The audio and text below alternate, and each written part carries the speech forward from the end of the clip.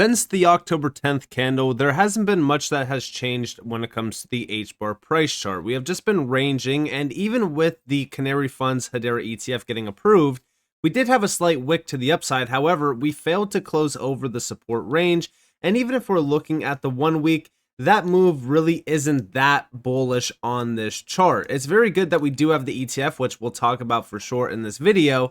But one of the biggest things that I'm looking at here, and one thing to really keep a close eye on, is strong weekly candle closes. We want to make sure that we are closing above some of the previous demand ranges and also some of the previous support levels, because we do not want to create a macro lower low on this price chart, and we want to maintain bullish structure. However, we have failed to create bullish structure on this price chart since going all the way back to July. And since then, all we have been doing on the higher time frame is creating lower highs and also lower lows.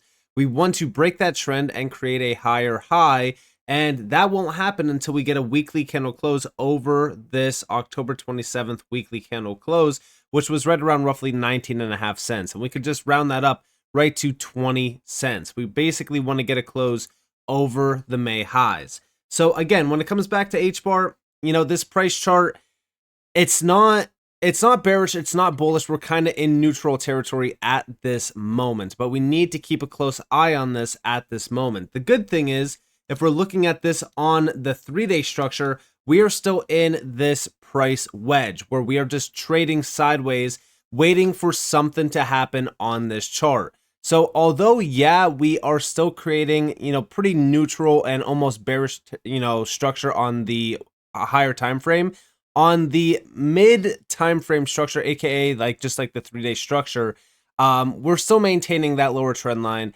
and we want to see something happen here.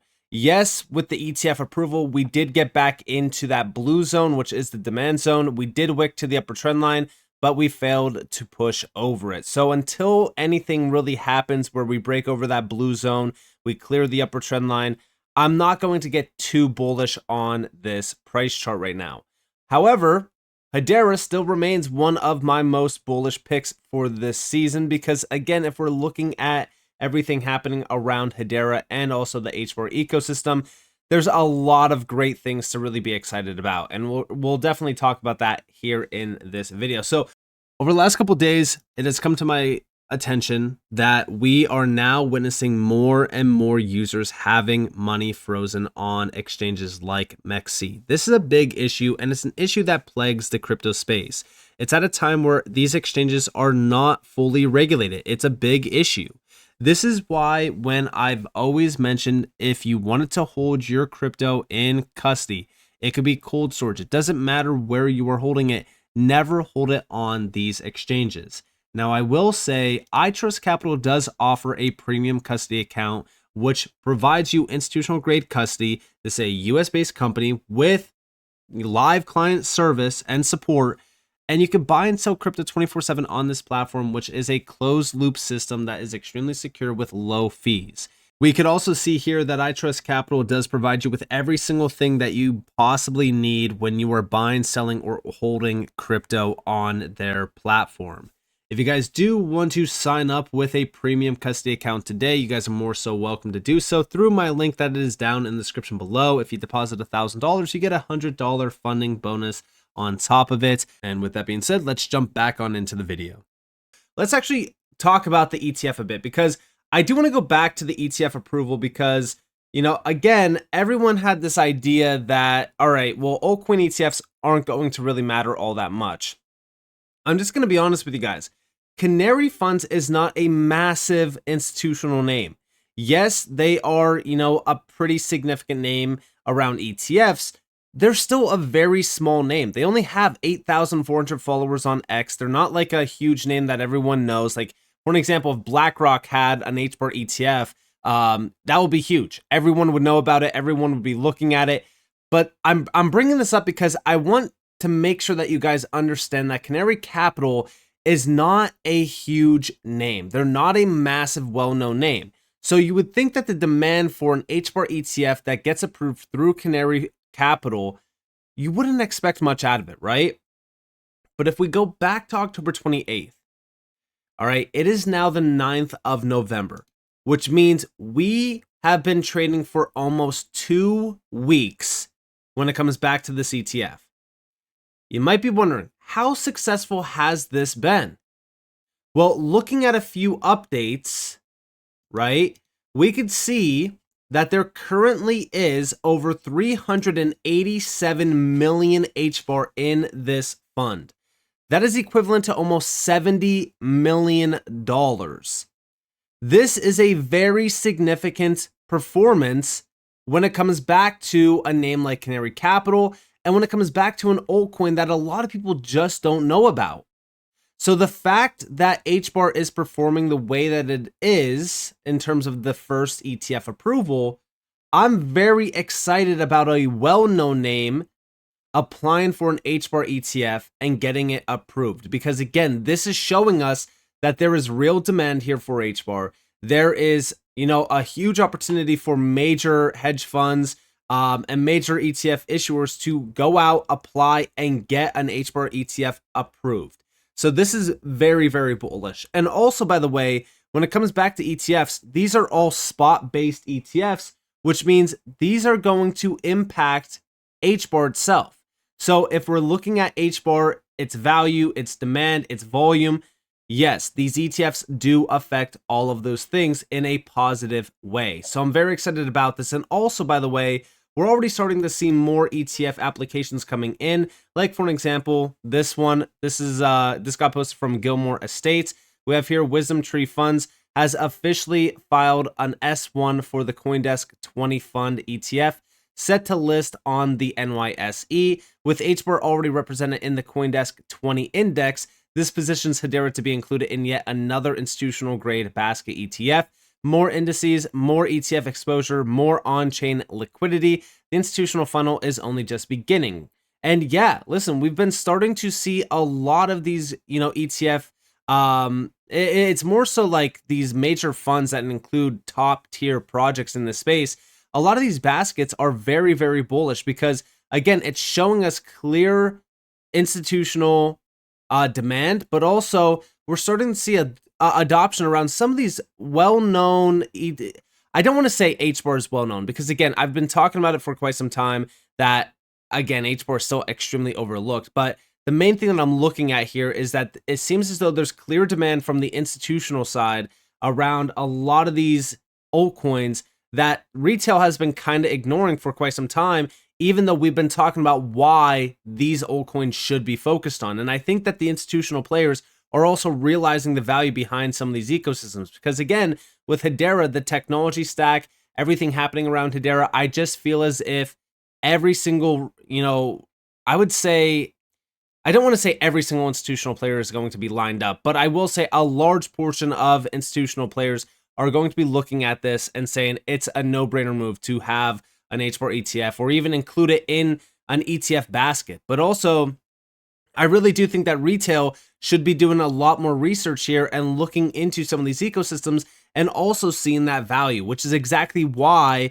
I talk about Hedera quite a bit on this channel. But beyond that, we also did see Canary Capital starting to promote the HBAR ETF a little bit more. We have here from Canary Capital introducing HBR, the Canary HBAR ETF. Again, this is just a little bit more of, some marketing around the HBAR ETF. They posted this on the 6th. So again, they are also realizing that this thing has been performing very, very well. There is almost $70 million tied to it. It's a very, very bullish launch. And I'm very excited about it because, again, I do think that almost every single institutional player out there, any ETF issuer, they're going to be looking at the demand here and they're going to say, well, something's up with this. We got to look into this. We got to possibly have an ETF around HBAR as well. So let's get the ball rolling here.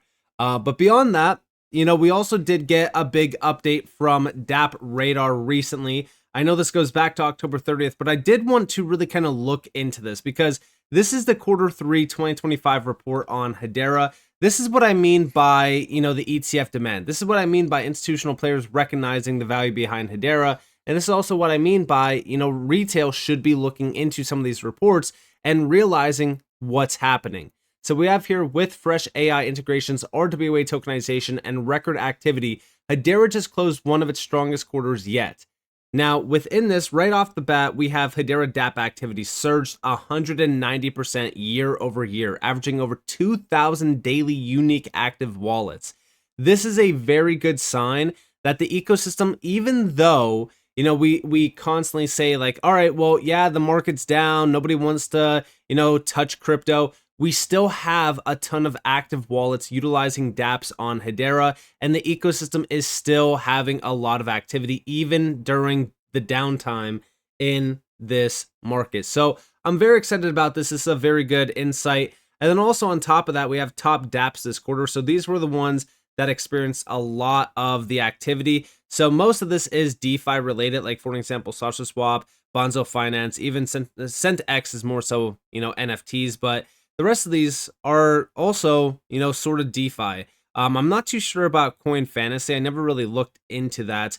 But HeliSwap, that is a DeFi related project. So we love to see this. This is very good to see. Very happy about the DeFi side of Hedera really starting to pick up more activity, which makes a lot of sense because DeFi on Hedera is next level compared to, other networks in this space. And then beyond that, NFT, the ecosystem, again, this was one of the strongest quarters for the NFT ecosystem on Hedera.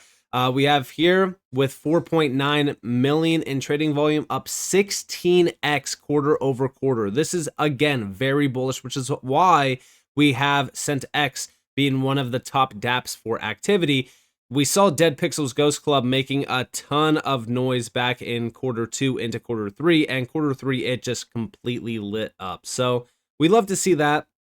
And then also on top of that, in the full breakdown, which I do have open over here, I want to go over a few other things. So on-chain transactions surged 386% year over year to 2.7 million, while smart contract volumes climbed to 3.7 billion, up 88% quarter over quarter, and that's $3.7 billion. DeFi TVL doubled year over year, reaching over 200 million, showing consistent growth despite market volatility.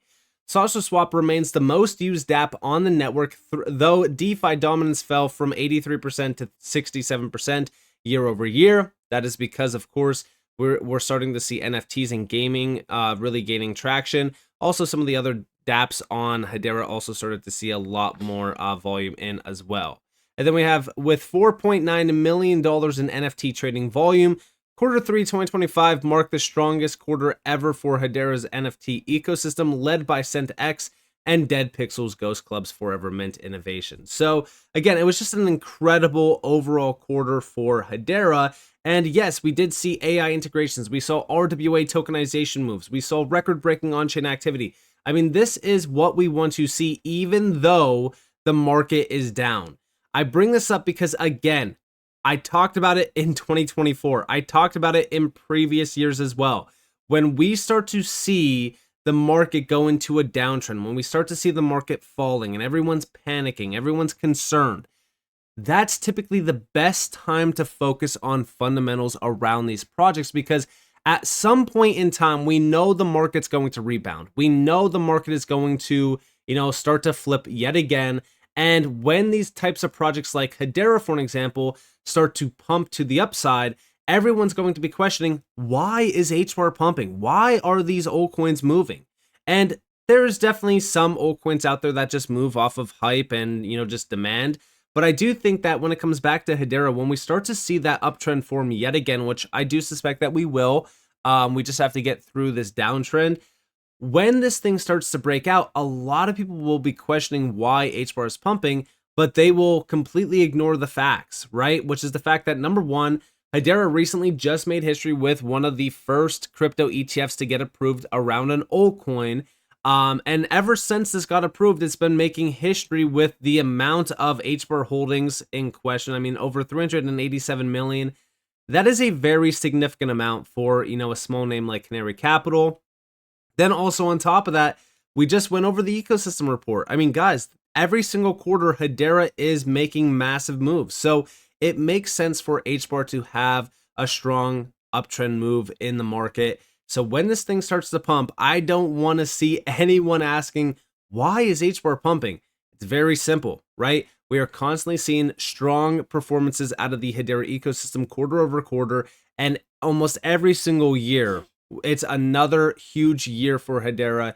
It's another big moment for the Hedera ecosystem to expand, add more names to the ecosystem, and just make a much larger name for itself. So with that being said, I hope that you guys enjoyed this video. If you guys did, definitely leave a like, subscribe, turn notifications on because more free content. You guys are more than welcome to follow me on Twitter and join the free Discord down in the description below. And with that being said, guys, it's been Nick. Thanks for watching.